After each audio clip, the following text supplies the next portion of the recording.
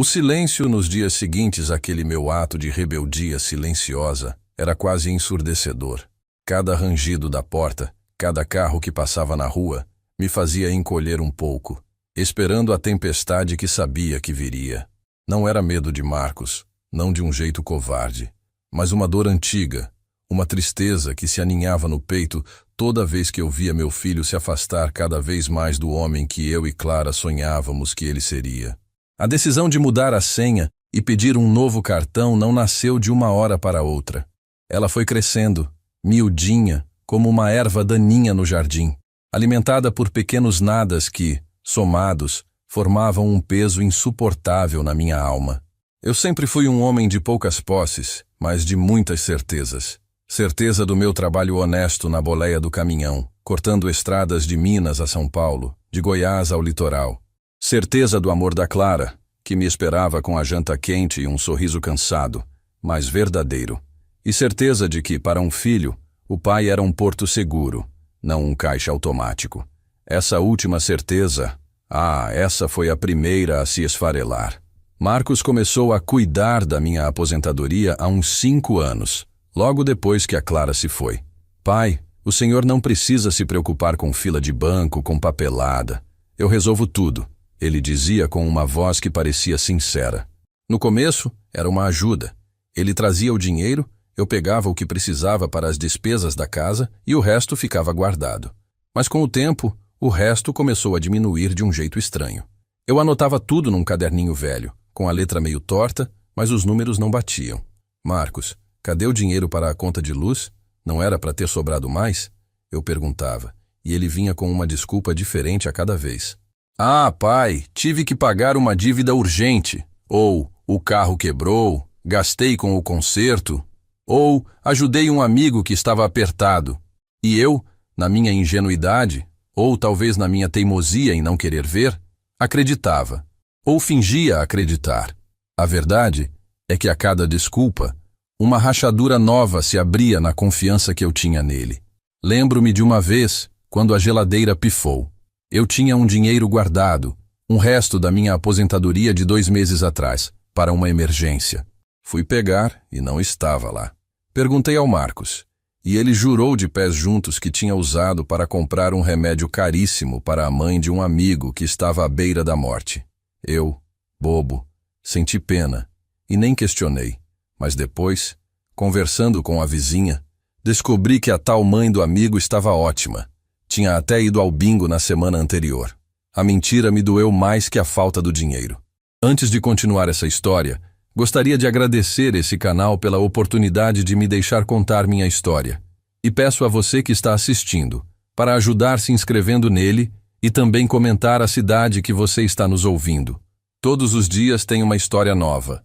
A gota d'água, no entanto, veio quando meu neto Gabriel, que eu não via há anos, me mandou uma mensagem curta, de um número desconhecido.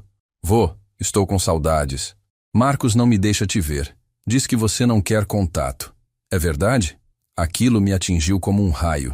Meu filho não só me roubava, como também me afastava do meu sangue, do único pedaço da Clara que ainda andava por aí. Eu tentei responder, mas Marcos tinha bloqueado o número. Foi aí que a ficha caiu de vez. Não era só dinheiro. Era manipulação. Era uma teia de mentiras que ele tecia ao meu redor. Eu, que sempre fui um homem de atitude, que resolveu problemas complexos nas estradas e na vida, estava sendo feito de bobo dentro da minha própria casa, pelo meu próprio filho. Meu orgulho, minha dignidade, estavam sendo pisoteados. E foi essa raiva, essa indignação misturada com a dor da perda da minha família, que me deu a coragem de ir ao banco sozinho, sem avisar ninguém, e fazer o que fiz. A espera pelo novo cartão foi uma eternidade. Cada dia era uma batalha contra a ansiedade. Eu o guardei no bolso do casaco velho, com a mesma discrição com que guardei a primeira carta de amor da Clara. Não contei a ninguém, mas o universo tem seus próprios jeitos de agir. Uma semana depois de eu ter o novo cartão em mãos, Marcos apareceu na minha porta com o rosto vermelho, os olhos faiscando. Ele não bateu. Ele esmurrou a madeira. Eu abri, e antes mesmo que eu pudesse dizer boa noite, Ele jogou um envelope amassado na minha cara. Era o aviso do banco que tinha chegado pelo correio, informando sobre a alteração da senha e o pedido de um novo cartão. O envelope estava aberto, claro. Ele tinha visto. A fúria dele encheu minha pequena sala, e a voz dele era um trovão de raiva, carregada de uma acusação que me feria mais do que qualquer tapa. "O que você fez, pai? Por que fez isso? Você está me atrapalhando? Está querendo me ferrar?" Aquelas palavras, me ferrar, ecoaram na minha cabeça. Não era nos ferrar, ou a casa, ou nossa vida. Era me ferrar. Naquele momento, eu soube que minha desconfiança não era apenas uma impressão. Era a dura e cruel realidade. A batalha, eu sabia, estava apenas começando. Ele não estava preocupado comigo, com a minha segurança, com a minha aposentadoria. Ele estava preocupado com o que ele perderia. E a verdade doía como um corte profundo. A fúria de Marcos preencheu cada canto da minha pequena sala, sufocando o ar.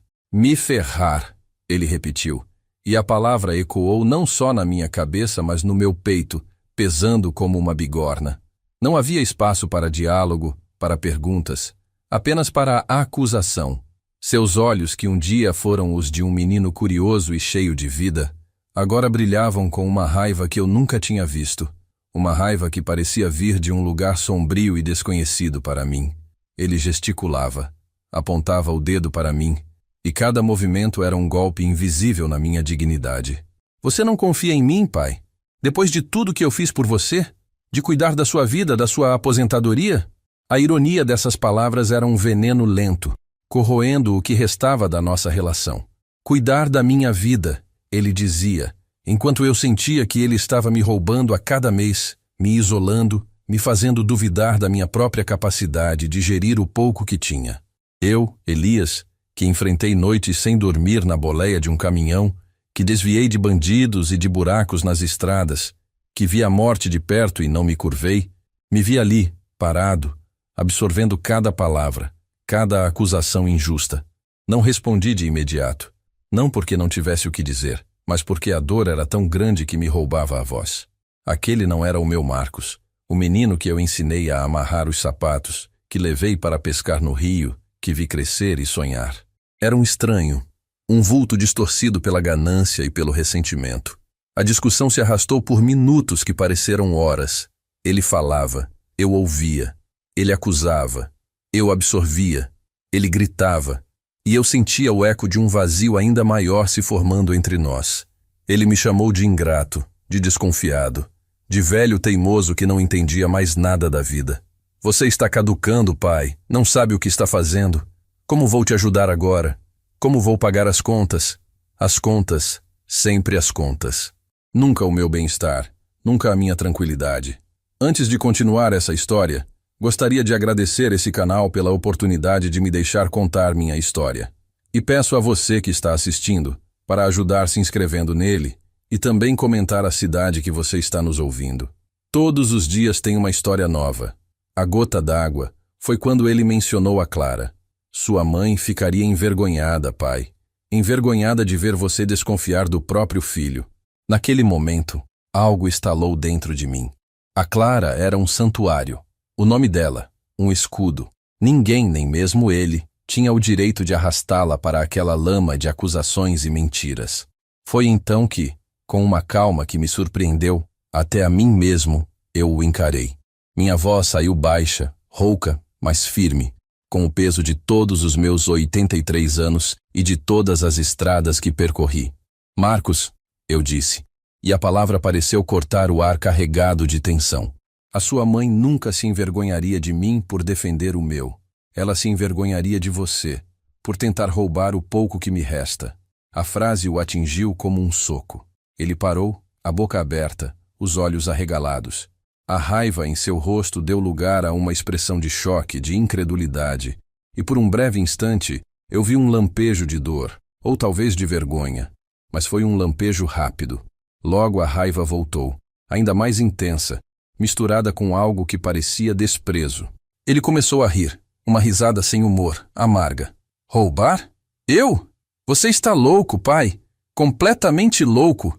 Eu me mato de trabalhar para te dar o mínimo, e você me acusa de roubo? Sabe o que é isso? Ingratidão. Eu não preciso do seu dinheiro, pai. Eu tenho o meu. Ele jogou as mãos para o alto em um gesto de desespero teatral. Mas eu sabia que era mentira.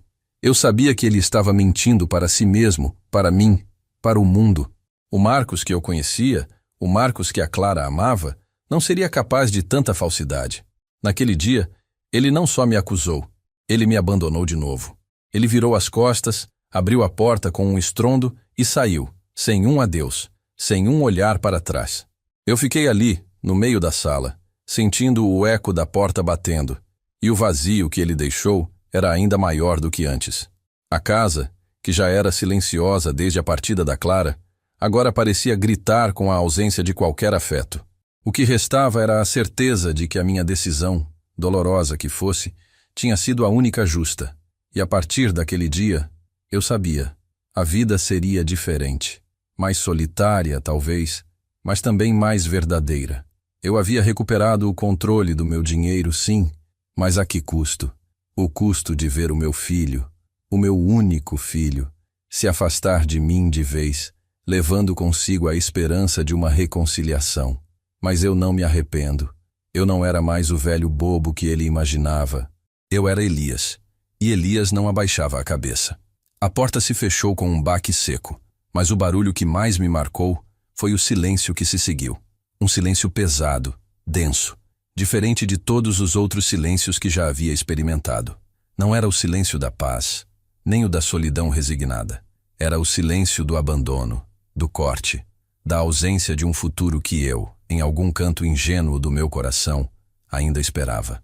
Marcos não ligou nos dias seguintes, nem na semana, nem no mês. A casa, que já era grande demais para um homem só, parecia agora um deserto. Eu me pegava olhando para a cadeira vazia na cozinha, onde Clara costumava descascar legumes enquanto eu lia o jornal. Olhava para o quarto do Marcos, que ele usava apenas para dormir quando vinha me ajudar com o banco, e via apenas a poeira acumulada. Minha rotina se tornou uma dança lenta com a melancolia.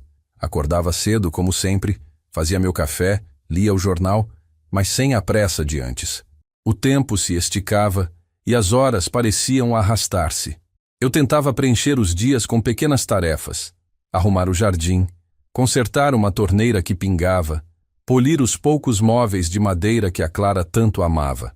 Mas cada tarefa, cada objeto, trazia uma memória, e cada memória era um novo punhal no peito. Eu me lembrava de quando Marcos era criança, um garoto cheio de energia, que corria atrás do meu caminhão quando eu saía para mais uma viagem. Ele acenava com as duas mãos, o sorriso banguela, e eu acenava de volta, prometendo trazer um presente. E eu sempre trazia um carrinho de madeira, um doce diferente, uma história de alguma cidade distante. Aquele menino, onde ele havia se perdido? Antes de continuar essa história, gostaria de agradecer esse canal pela oportunidade de me deixar contar minha história. E peço a você que está assistindo, para ajudar se inscrevendo nele e também comentar a cidade que você está nos ouvindo. Todos os dias tem uma história nova. Um dia, vasculhando umas caixas velhas no quartinho dos fundos, encontrei a miniatura de um caminhão, um Ford F600 azul, igualzinho ao meu primeiro. Tinha sido presente de aniversário de Marcos, quando ele tinha uns 7 anos. Ele tinha passado meses economizando moedinhas, e a Clara, claro, tinha ajudado a completar o valor. Lembro-me da alegria dele ao me entregar o presente, os olhos brilhando. "É para você, pai, para lembrar de mim quando estiver na estrada", ele disse. Eu guardei aquele caminhão com um carinho imenso, e ali estava ele, empoeirado, com uma roda quebrada, um pedígio da inocência perdida. Aquela miniatura desencadeou uma avalanche de lembranças, um flashback vívido de um tempo em que a nossa família era um porto seguro, antes que as tempestades da vida e as escolhas erradas de um filho nos separassem. Eu, Elias, o caminhoneiro que viu o Brasil crescer pela janela do para-brisa, que carregou de tudo, de grãos a máquinas pesadas, nunca imaginei que a carga mais pesada seria a dor de ver meu próprio sangue se perder. Eu passei horas segurando aquele caminhãozinho na palma da mão, sentindo a textura fria do metal e do plástico gasto. Relembrei os sacrifícios que fiz, as noites em claro, A saudade da família que me apertava no peito em cada curva da estrada. Eu trabalhei duro para que Marcos tivesse uma vida melhor do que a minha, para que ele pudesse estudar e escolher o próprio caminho, sem as agruras da estrada. Nunca lhe faltou nada que estivesse ao meu alcance. Lembro-me de uma vez, ele precisava de um livro para a escola, um livro caro. Eu estava com o dinheiro contado, mas fiz umas horas extras, carreguei uma carga a mais, só para poder comprar aquele livro. Ele nem se lembrava disso, tenho certeza. Para ele, as coisas simplesmente apareciam. Nunca houve um reconhecimento, um obrigado, pai, por se esforçar tanto por mim. Não que eu esperasse gratidão eterna, mas um simples gesto de apreço, de reconhecimento do esforço, teria aquecido meu coração. Aquele caminhãozinho em minhas mãos era um espelho. Refletia não só a inocência do meu filho, mas também a minha própria. A ingenuidade de acreditar que o amor incondicional de um pai seria suficiente para guiar um filho pelo caminho certo. Aquele dia, olhando para o brinquedo quebrado, percebi que a dor do abandono não era apenas a ausência de Marcos. Era a ausência do filho que eu criei, a ausência da família que eu construí com Clara e a ausência daquele menino que um dia me deu um caminhão em miniatura para eu não me sentir sozinho na estrada. O silêncio da casa parecia se aprofundar. Mas agora, de alguma forma, eu não estava mais tão sozinho. Tinha a companhia das minhas memórias, doces e amargas, e a certeza de que, apesar de tudo, eu havia feito o que era certo. E essa certeza, por mais solitária que fosse, me dava uma força para continuar a jornada, mesmo que a estrada à frente parecesse mais longa e pedregosa do que nunca. A vida, eu sabia, ainda guardava muitas curvas, e talvez algumas surpresas. Os dias se transformaram em semanas, e as semanas em meses. O silêncio da casa virou uma parte da mobília, um companheiro constante. Eu me acostumei a falar sozinho, a conversar com as fotos da Clara na estante, a narrar os acontecimentos banais do dia para as paredes. Era um jeito de não deixar a voz enferrujar, de não esquecer quem eu era. O dinheiro da aposentadoria, agora sob meu controle, era suficiente para o básico, e eu o administrava com a precisão de um relojoeiro. Cada centavo era contado, cada gasto ponderado. Era uma forma de reafirmar minha autonomia, de provar a mim mesmo que eu não estava caducando, como Marcos havia dito. Uma tarde, enquanto caminhava pela praça, algo que se tornou um hábito diário para esticar as pernas e ver um pouco de gente, meus olhos pousaram em um rosto familiar. Um homem de cabelos brancos, com uma barba aparada e um andar um pouco arrastado, sentado em um banco, observando as crianças brincarem. Era Zé da farmácia, um antigo amigo da época em que eu ainda rodava com o caminhão. Zé e eu não nos víamos há pelo menos uns 15 anos.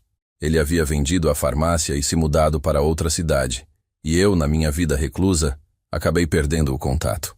A visão dele me trouxe um calor inesperado ao peito, um lembrete de tempos mais simples, de conversas despretensiosas e risadas genuínas. Antes de continuar essa história, gostaria de agradecer esse canal pela oportunidade de me deixar contar minha história. E peço a você que está assistindo para ajudar se inscrevendo nele e também comentar a cidade que você está nos ouvindo. Todos os dias tem uma história nova. Hesitei por um momento. A dúvida se ele ainda se lembraria de mim me corroendo. Mas a solidão era um fardo pesado demais para ignorar a chance de um reencontro. Me aproximei devagar.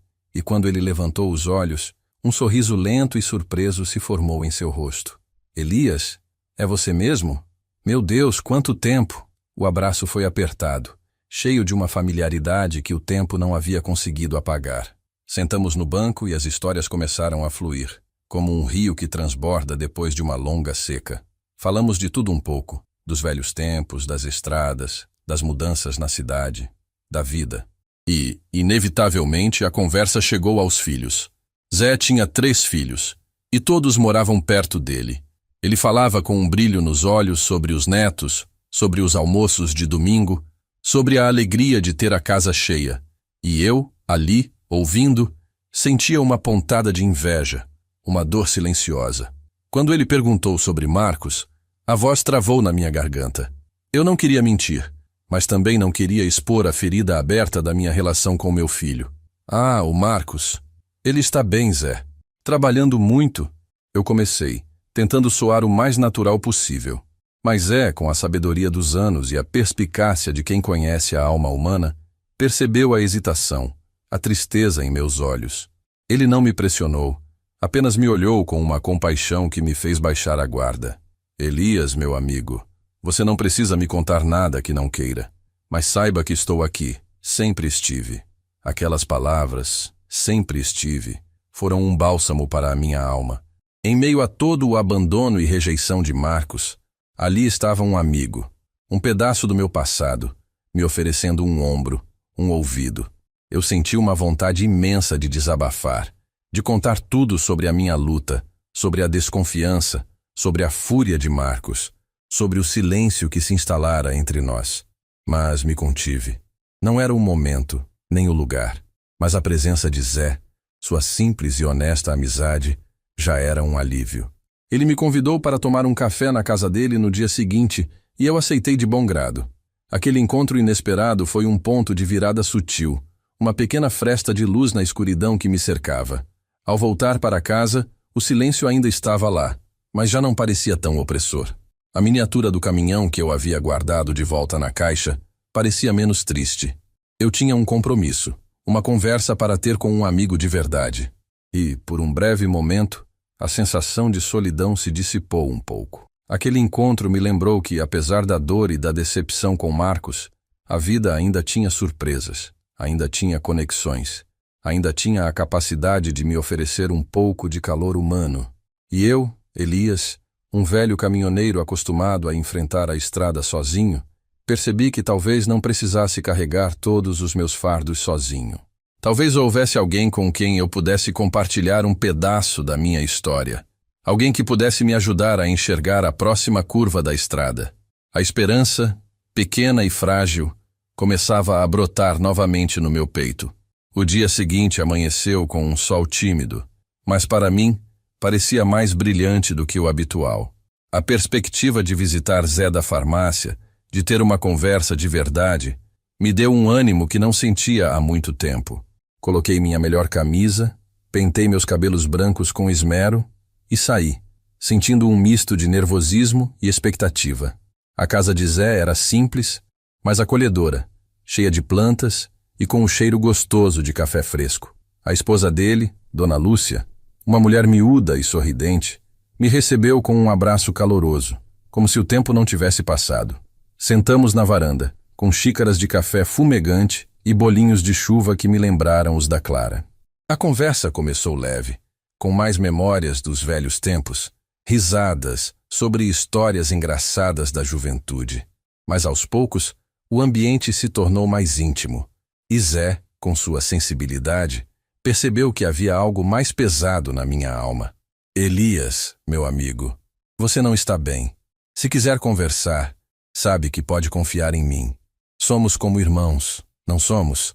Aquelas palavras, somos como irmãos, abriram uma comporta dentro de mim.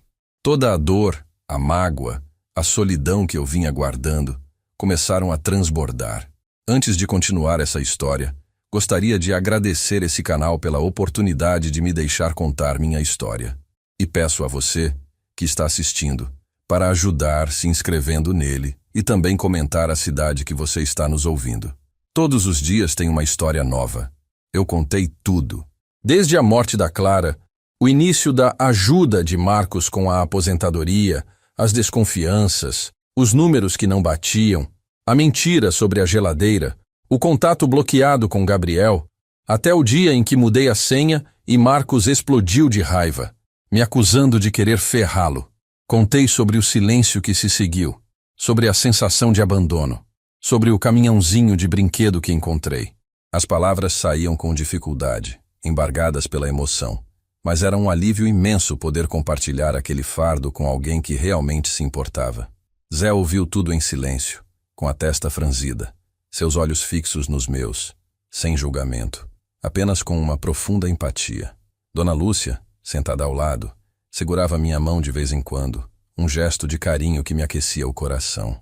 Quando terminei, um silêncio se instalou, mas era um silêncio diferente do da minha casa. Era um silêncio de compreensão, de acolhimento. Zé suspirou, balançou a cabeça lentamente. Meu amigo, que barra você tem passado. Eu sinto muito. É uma dor que nenhum pai deveria sentir. Ele fez uma pausa, pensativo. Marcos sempre foi um pouco ambicioso, não é? Lembro-me dele quando criança, sempre querendo mais. Sempre comparando o que tinha com o que os outros tinham.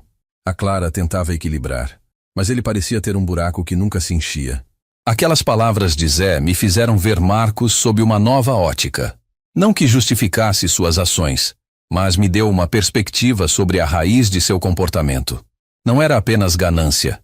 Era algo mais profundo, talvez uma insatisfação crônica.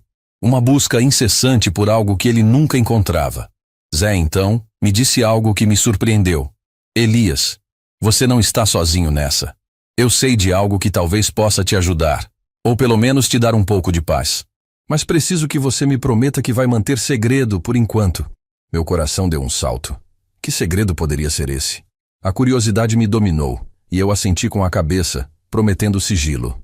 Lembra-se daquele nosso amigo, o Valdir, que tinha a madeireira? Aquele que se mudou para o sul há uns anos? Eu assenti. Valdir tinha sido um grande amigo, um homem íntegro e trabalhador. Pois bem, Zé continuou, abaixando a voz. O Valdir me contou há algum tempo que Marcos andou fazendo uns negócios com ele. Negócios que não deram muito certo, e Marcos ficou devendo uma boa quantia. Valdir, sendo o homem que é, não quis cobrar à força, mas Marcos nunca pagou. E pelo que sei, Marcos usou o seu nome, Elias, como fiador em alguns desses negócios, sem o seu conhecimento. Ele usava a sua aposentadoria como garantia, dizendo que você concordava em caso de atraso. Aquilo me atingiu como um raio. Meu nome, minha reputação, usado sem a minha permissão para encobrir as dívidas de Marcos. A raiva que senti foi diferente da fúria anterior. Era uma raiva fria, cortante, misturada com uma profunda decepção. Não era só o dinheiro. Era a violação da minha confiança, da minha identidade. Zé continuou. Valdir não queria te envolver, Elias. Ele sabia que você não tinha culpa, mas ele me pediu para te avisar, caso as coisas apertassem para o lado dele. Ele disse que tinha uns documentos, uns papéis que comprovavam tudo. Naquele momento, uma nova determinação surgiu em mim. Eu não era mais apenas um velho abandonado, roubado pelo filho. Eu era um homem que tinha sua honra e sua dignidade violadas, e eu faria justiça. Não por vingança, mas para resgatar o que era meu, para limpar meu nome. Zé me olhou com seriedade. O Valdir está voltando para a cidade no próximo mês, Elias. Ele quer conversar com você. Ele acha que você precisa saber de tudo. Aquela notícia, por mais dolorosa que fosse, trouxe consigo um fio de esperança, uma nova direção para a minha jornada. Eu não sabia o que o futuro me reservava, mas sabia que não estava mais sozinho e que a verdade, por mais dura que fosse, estava prestes a vir à tona. A notícia da volta de Valdir me trouxe uma mistura de apreensão e uma estranha sensação de alívio. Era como se, depois de meses vagando em um deserto emocional, eu finalmente enxergasse um oásis, mesmo que ele prometesse águas amargas. Os dias que se seguiram à conversa com Zé foram preenchidos por uma ansiedade silenciosa.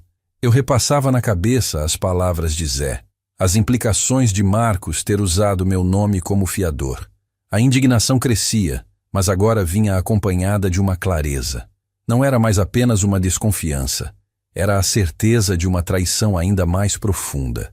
Eu comecei a reparar mais nas coisas, a juntar as peças do quebra-cabeça. Lembrei-me de Marcos, alguns anos atrás, tentando me convencer a assinar uns papéis para ajudar uns amigos. Eu, na minha boa-fé, sempre me recusava a assinar algo sem ler, e ele, impaciente, acabava desistindo. Mas o fato de ele ter tentado, de ter usado a minha confiança, me feria profundamente. Comecei a entender por que ele sempre foi tão evasivo sobre suas finanças, por que nunca falava sobre o seu trabalho, apenas dizia que estava correndo atrás. Ele estava correndo atrás, sim, mas com os atalhos errados, usando o nome e a reputação de quem sempre o amou e o protegeu. Antes de continuar essa história, gostaria de agradecer esse canal pela oportunidade de me deixar contar minha história. E peço a você que está assistindo para ajudar se inscrevendo nele e também comentar a cidade que você está nos ouvindo. Todos os dias tem uma história nova. Finalmente, a ligação. Zé me avisou que Valdir havia chegado à cidade. Meu coração acelerou. Marcamos o encontro para a tarde seguinte na casa de Zé, para que pudéssemos conversar com calma e privacidade. A noite foi longa, cheia de pensamentos e de uma agitação que me impedia de dormir. No dia marcado, fui cedo para a casa de Zé. Valdir já estava lá, sentado na varanda, um homem robusto, com o rosto marcado pelo tempo, mas os olhos ainda guardando a honestidade que eu sempre admirei nele. O reencontro foi caloroso, com abraços e apertos de mão, mas a tensão no ar era palpável. Sabíamos que não estávamos ali para apenas recordar os velhos tempos. Sentamos os três, e Valdir, sem rodeios, começou a falar. Elias, meu amigo, eu sinto muito ter que te trazer essa notícia, mas você precisa saber. O Marcos, ele me deve uma boa quantia. Ele pegou madeira para revender, mas nunca me pagou. E o pior, ele usou o seu nome como garantia em algumas dessas compras. Valdir tirou de uma pasta uns documentos, umas cópias de contratos e notas fiscais. Ali estava, preto no branco, a prova das dívidas de Marcos. E em alguns deles, uma assinatura que imitava a minha, ou em outros, uma cláusula que mencionava o pai, Elias, como fiador solidário em caso de inadimplência. Meu sangue gelou. A assinatura falsificada, a audácia de usar meu nome sem meu consentimento. Era uma afronta, uma humilhação. Valdir continuou, com a voz carregada de pesar. Eu tentei conversar com ele várias vezes, Elias, mas ele sempre me enrolava, dizia que ia pagar, que estava esperando um dinheiro. Até que eu cansei. Não é pelo dinheiro em si, Elias. Você sabe que eu não sou de briga. Mas é a falta de caráter, de compromisso. E o fato de ele ter te envolvido nisso sem você saber, ele balançou a cabeça desapontado. Eu examinei os papéis, as datas, os valores. Eram quantias consideráveis, bem mais do que eu imaginava que Marcos pudesse dever. Eram dívidas que, se caíssem sobre mim, poderiam comprometer minha aposentadoria por anos. Talvez até me fazer perder a casa. Uma raiva fria me invadiu. Não era a raiva explosiva de um temperamento quente, mas a fúria contida de um homem que teve sua vida inteira de honestidade e trabalho duro desrespeitada e usada. Valdir, você fez a coisa certa em me procurar, eu disse, minha voz firme, apesar da dor que sentia. Eu não vou deixar que ele continue fazendo isso. Não comigo, não com você, não com mais ninguém. Zé, que nos ouvia em silêncio, interveio. Elias, o que você vai fazer? Você não pode simplesmente confrontá-lo sem ter um plano. Eu olhei para eles, para meus amigos, os únicos que estavam ao meu lado naquele momento. Eu vou fazer o que é certo, Zé. Eu vou fazer justiça. Não é por vingança, mas pela minha dignidade, pela minha honra. E para que Marcos entenda que as suas ações têm consequências. Naquele dia, a verdade nua e crua se revelou, e com ela, uma nova força nasceu em mim. A dor da traição era imensa, mas a indignação era maior. Eu não era mais o velho que Marcos tentava manipular. Eu era Elias, o caminhoneiro que sempre cumpriu sua palavra, que sempre pagou suas dívidas, que sempre defendeu o que era justo. E eu faria isso de novo. A conversa com Valdir e Zé me deu as ferramentas, as provas e a coragem para enfrentar a próxima etapa da minha jornada. Eu sabia que seria uma batalha difícil, mas eu estava pronto. Eu estava mais determinado do que nunca a limpar meu nome e a fazer com que a verdade finalmente prevalecesse.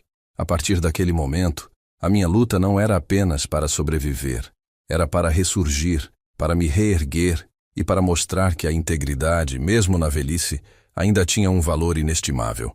A posse dos documentos de Valdir, as provas irrefutáveis das dívidas de Marcos e do uso indevido do meu nome, era como ter uma arma na mão. Não uma arma de fogo, mas uma arma de justiça, de verdade. A raiva fria que me invadiu na casa de Zé não diminuiu. Ela se transformou em uma determinação silenciosa, uma força que eu não sentia há anos. Eu passei os dias seguintes estudando os papéis, conferindo as datas, os valores, as assinaturas. Cada linha era uma nova faceta da traição de Marcos, e cada faceta aprofundava minha resolução. Eu não queria briga, não buscava vingança, mas eu exigia justiça. Minha reputação, construída em 83 anos de honestidade, não podia ser manchada pela irresponsabilidade de um filho. Eu sabia que o confronto seria inevitável e que ele precisava ser feito de uma forma que Marcos não pudesse negar, nem manipular.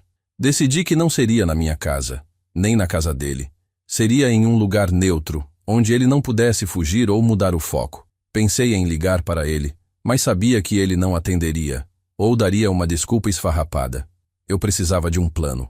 Foi então que uma ideia me veio. Um tanto ousada, mas que poderia funcionar. Eu iria até o local de trabalho dele. Marcos sempre foi muito reservado sobre onde trabalhava, mas Zé, com sua rede de contatos, conseguiu descobrir o endereço de um pequeno escritório onde Marcos, supostamente, fazia consultoria de negócios. Antes de continuar essa história, gostaria de agradecer esse canal pela oportunidade de me deixar contar minha história. E peço a você que está assistindo para ajudar se inscrevendo nele e também comentar a cidade que você está nos ouvindo. Todos os dias tem uma história nova. No dia marcado, com os documentos guardados com segurança em uma pasta, peguei um ônibus e fui até o endereço. Era um prédio comercial antigo, no centro da cidade. Meu coração batia forte, mas minha mente estava clara. Eu não estava ali para chorar ou implorar. Estava ali para exigir. Ao chegar no andar indicado, vi a porta com uma placa modesta. Emio Silva Consultoria. Respirei fundo e bati. Uma secretária jovem me atendeu, e quando perguntei por Marcos, ela hesitou. O senhor tem horário? Ele está em reunião. Eu sabia que ele não estava em reunião. Ele estava me evitando, como sempre. Diga a ele que é o pai dele, Elias, e que o assunto é urgente e importante.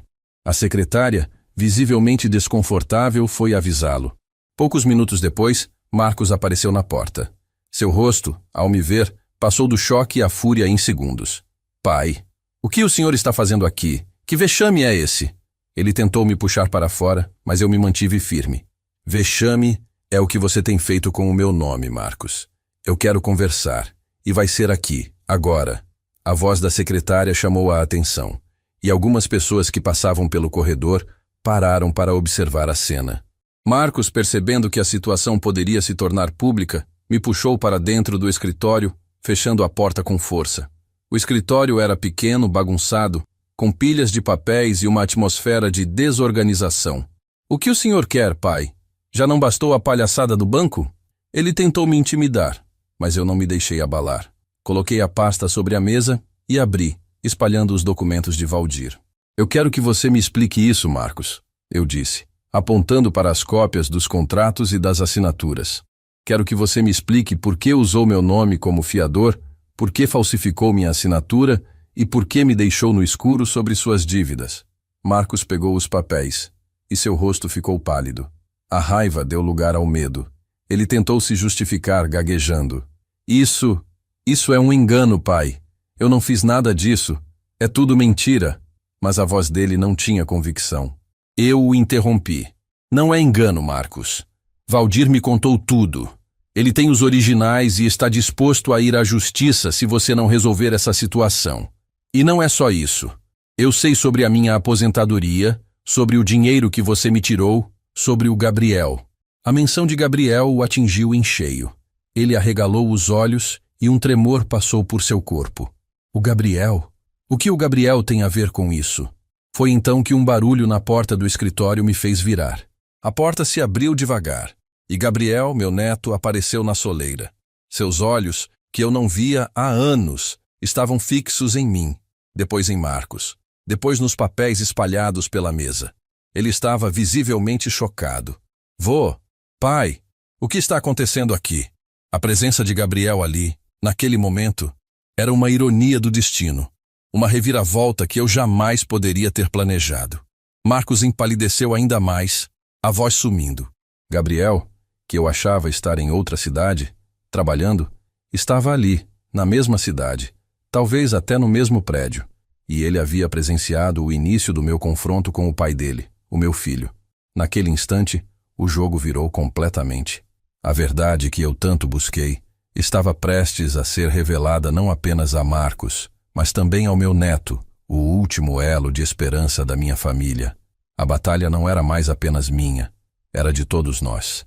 A entrada de Gabriel no escritório de Marcos foi um choque para todos, mas principalmente para mim e para o próprio Marcos. Aquele silêncio que se instalou era diferente de todos os outros. Era um silêncio carregado de revelação, de surpresa, de um destino que se manifestava de forma inesperada. Os olhos de Gabriel, marejados, fitavam alternadamente a mim, a Marcos, e os papéis espalhados sobre a mesa. A inocência em seu olhar foi substituída por uma confusão, uma dor que me apertou o peito. Marcos, por sua vez, estava paralisado. A fúria inicial deu lugar a um pânico visível. Ele tentou gaguejar uma explicação para Gabriel, algo sobre problemas de negócios, mas a voz falhou. Eu, vendo a oportunidade, decidi que era a hora de desvendar toda a teia de mentiras. Gabriel, eu disse, minha voz calma, mas firme, seu pai estava me contando sobre alguns negócios que ele fez, e que, infelizmente, ele usou o meu nome como fiador, sem a minha permissão, para garantir dívidas que ele não pagou. Estendi os documentos para ele, que os pegou com as mãos trêmulas. Antes de continuar essa história, gostaria de agradecer esse canal pela oportunidade de me deixar contar minha história. E peço a você que está assistindo para ajudar se inscrevendo nele e também comentar a cidade que você está nos ouvindo. Todos os dias tem uma história nova. Enquanto Gabriel lia, o rosto dele mudava de confusão para incredulidade e depois para uma profunda decepção. Ele olhou para o pai e a expressão em seus olhos era um julgamento silencioso que Marcos não conseguiu suportar. Pai, isso é verdade? Gabriel perguntou, a voz embargada. Marcos tentou argumentar, tentou se defender, mas as palavras eram vazias. Gabriel, não é bem assim. O avô está exagerando. Eu ia resolver tudo, mas era tarde demais. As provas estavam ali e a verdade finalmente havia sido exposta. Foi então que Gabriel revelou sua própria história, uma que eu desconhecia. Pai, o senhor sempre me disse que o vô não queria me ver, que ele estava bravo comigo. Por isso eu parei de ligar, por isso não vim mais aqui. Eu achei que ele tinha me abandonado. As palavras de Gabriel me atingiram com a força de um soco. Marcos não só me roubava e usava meu nome, como também me afastava do meu neto, o único pedaço da Clara que ainda estava presente na minha vida.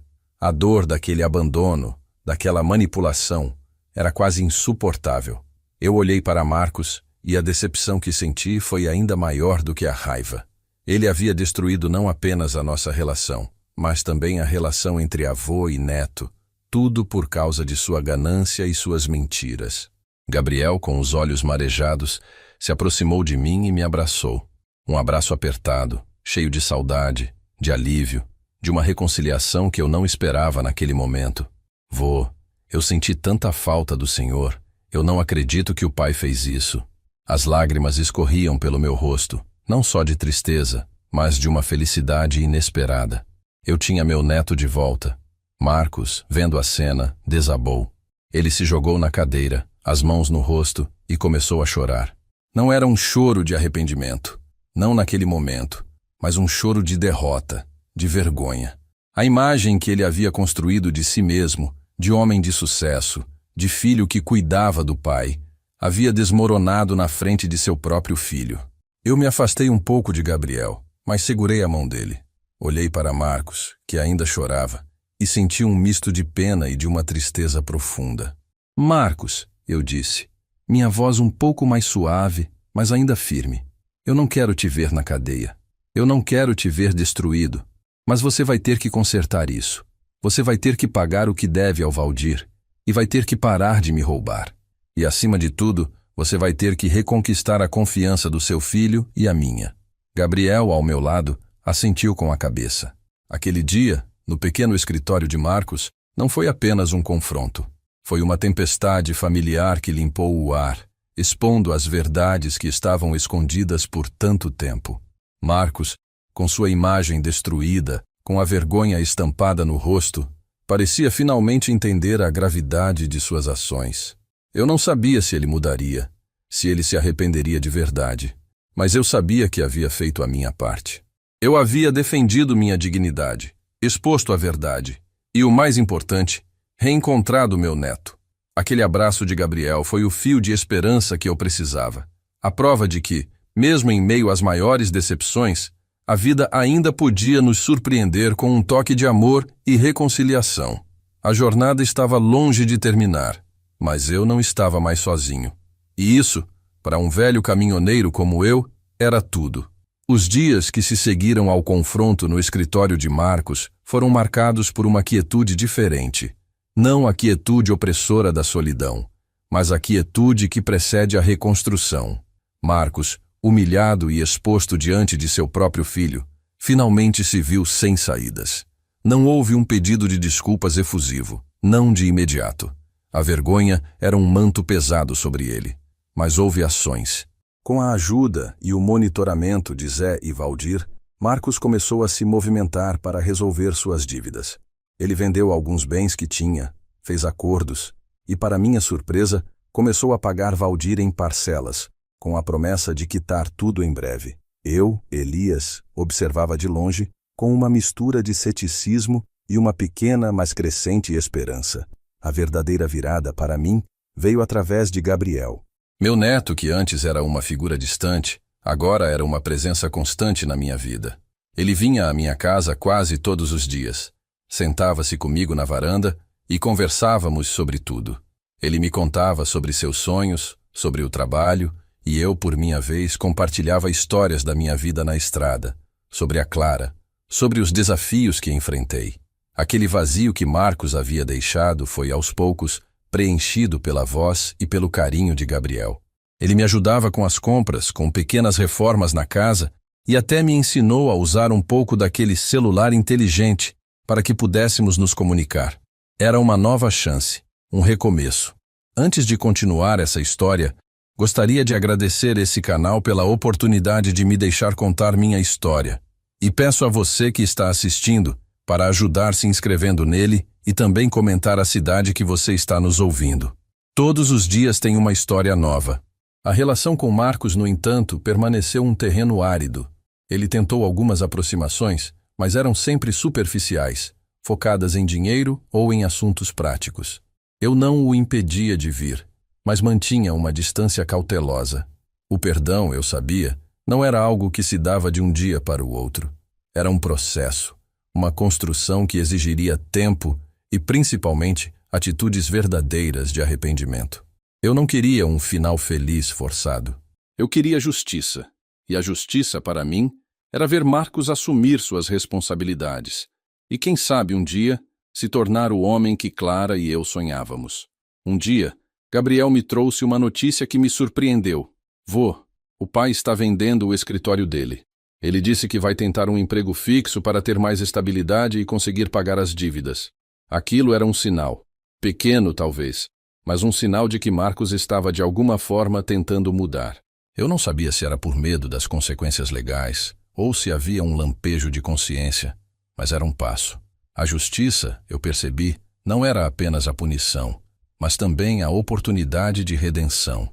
E eu, Elias, um velho caminhoneiro que sempre acreditou na força do trabalho honesto, estava disposto a dar essa chance, não por ele, mas por mim, por Gabriel e pela memória da Clara.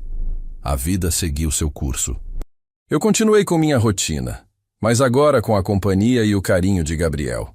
Ele se tornou o meu porto seguro, a luz no fim de uma estrada longa e tortuosa. Marcos, aos poucos, foi se reerguendo, pagando suas dívidas, e embora a relação entre nós não tenha voltado a ser a de antes, havia um respeito mútuo, uma linha tênue de aceitação. Eu não o perdoei completamente, mas eu o libertei da minha raiva, da minha amargura. Eu escolhi a paz, a tranquilidade de saber que eu havia defendido minha dignidade e que a verdade havia prevalecido. A maior vitória não foi o dinheiro que Marcos pagou, ou a sua tentativa de mudança. A maior vitória foi a reconexão com o meu neto, a chance de construir um novo legado, um legado de amor, de sabedoria e de resiliência. Eu, Elias, o homem que foi abandonado e roubado pelo próprio filho, renasci.